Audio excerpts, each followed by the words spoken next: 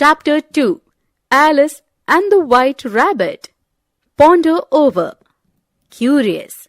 Tunnel. Scurried. Veiled. Dripping. Dotted.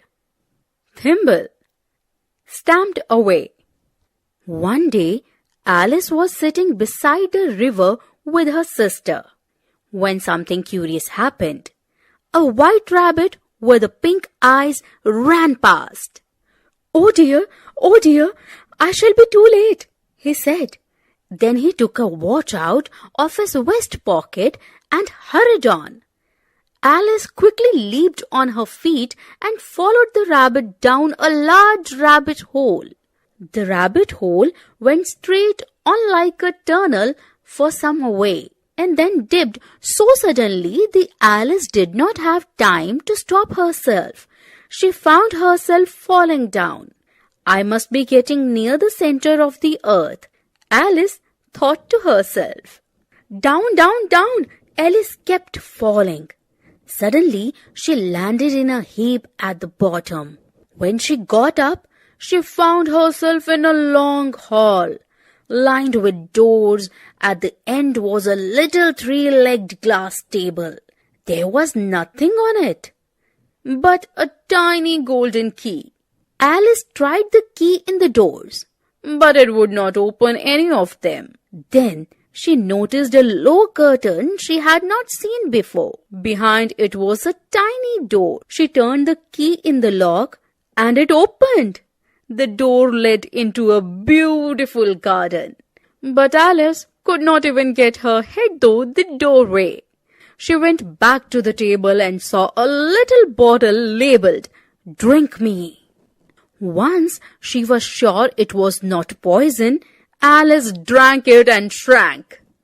But when she went back to the door, she remembered that she had left the key on the table. Alice did not know what to do.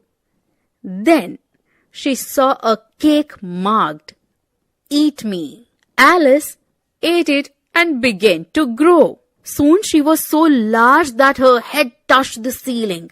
Alice began to cry and was soon surrounded by a large pool of tears.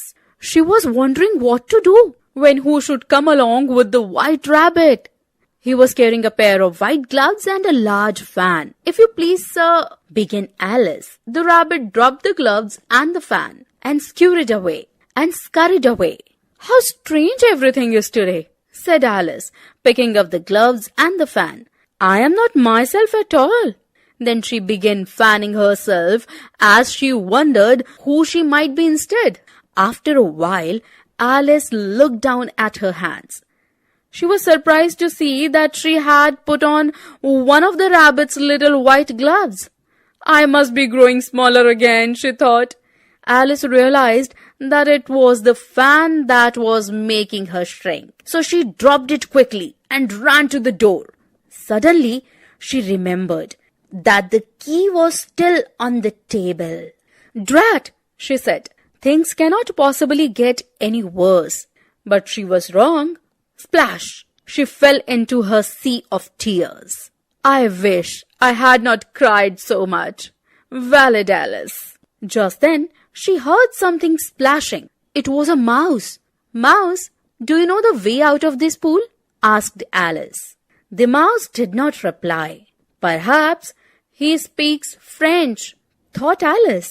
So she began again. "Que mon chat," which was the first sentence in her French book and meant, "Where is my cat?" The mouse leaped out of the water in fright. "I am sorry," cried Alice.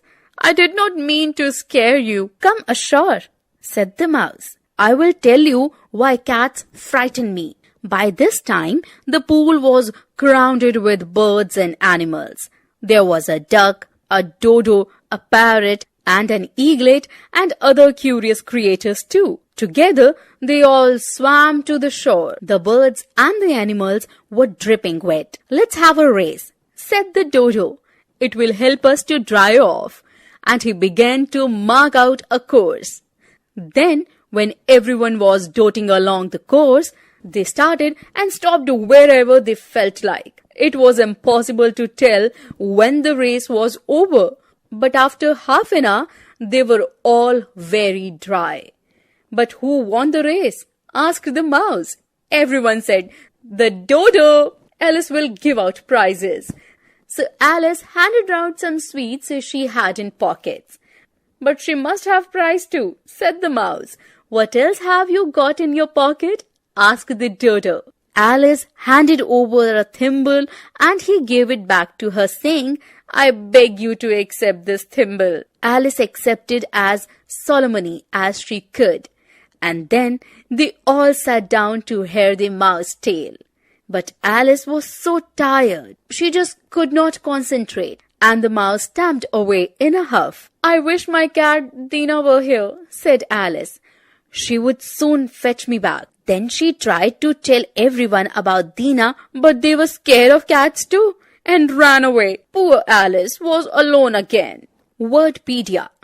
Curious, interesting, center of the earth, midpoint, wailed, moaned, labeled, a strip written something on it, crowded, gathered, doted, looked, stamped away, walked away with heavy steps, tunnel, long underground way, scurried, ran away quickly, shrank to become small, splashing, making water sound, fright, fearful, thimble, a small metal or plastic